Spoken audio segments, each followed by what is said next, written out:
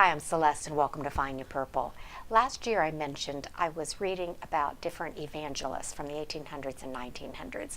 They had some series such as this one, which is The Christian Heroes Then and Now, that were very quick reads, and they would just give you a brief idea of where the person was born, what their beliefs were, how they came to the faith, and then what they did. And they were all remarkable stories, but one of them that impressed me was George Mueller. And the reason it impressed me, he was in the late 1800s, and he lived by faith. And I think he started out as a rebel rouser, so he wasn't born with the idea of wanting to be a servant of God, but so he was in his 20s, I think, when he became aware of his calling. But he built orphanages, and I think there were 7 of them. But he built them totally on faith. And by that, I mean, he didn't ask for donations. He would never ask for money. If people said, what do you need or how much do you need, he wouldn't tell them. He wanted his life to be an example of how you could have your trust in God and he would provide. And it was some of his stories were so miraculous in that one of the points, he had 300 orphans, and they were sitting down for breakfast knowing he had no food for them, but he knew God would provide, and lo and behold, a milk truck broke down outside his orphanage, and they got the food. But it was just one story after another where he had the faith, and God provided. Now, sometimes it was very tight, and it wasn't like it was always right there, easy, okay, you need the money in a week, and here it is now. It was like the day of. God had his perfect timing. And he felt some of that was to test him.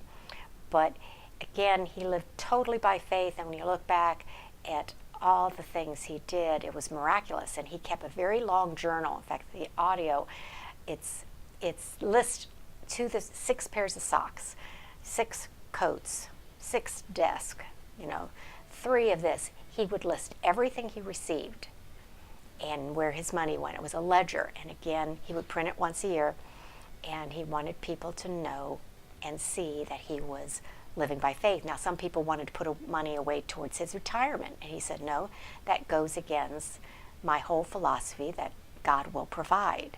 So it was really a fascinating read to have somebody that has that much faith.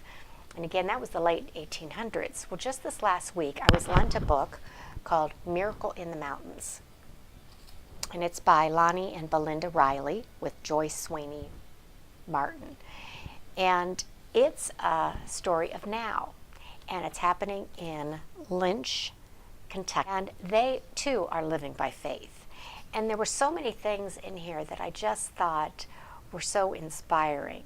But his view, and it's miracles. And they only put, I think they said 57 in here, where there's a few hundred that are documented. But it would be something that someone would say, do you have, because he went to a town, their hometown in Lynch, Kentucky, and it was falling apart. I think they went for their mother's funeral, for the wife's mother's funeral. And the town had become dilapidated, and it was just falling apart. And they both ended up feeling it upon their hearts to stay there and build a ministry there. And so as they're doing it, and people were not believing them for a while, and they got there on faith, and it took several months before God showed up, to show that he's right there with them. But one of the ones they talked about is a guy was going to redo the theater, and he was going to redo it so that they could use it for Christian things. So it had a Christian point to it, which everything had to. And he asked Lonnie Riley if he had any access to theater chairs.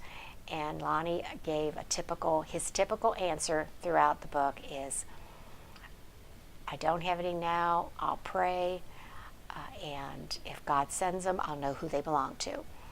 And lo and behold, it was shortly thereafter, Lonnie got a call from a company or something that had an entire theater worth of chairs. Now, the guy, when he asked for the chairs, was very specific. He says, I don't want run down, I don't want used, they have to be slanted for the floor, and I want blue. And the chairs that came and were available were brand new, they were blue, they were slanted, they were exactly as he wanted.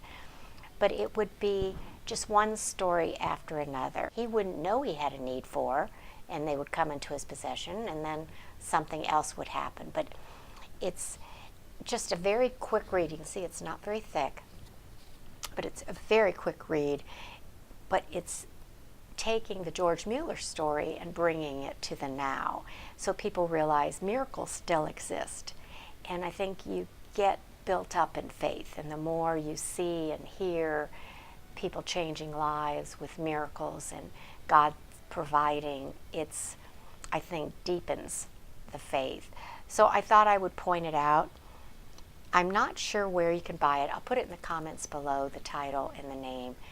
And it's, again, taking the George Mueller concept of living by faith that had impressed me so much last year, and showing that, hey, I don't have to go back to the 1800s. It's happening and all over the world, and this just happened to be one example that I read. So that was just my thought for the day, is that we really can trust God to provide, and we just need to let go of the control and trust Him. So that's it for today. As always, grab your cup of tea, sit back, and let's start sharing. Until next time, bye-bye.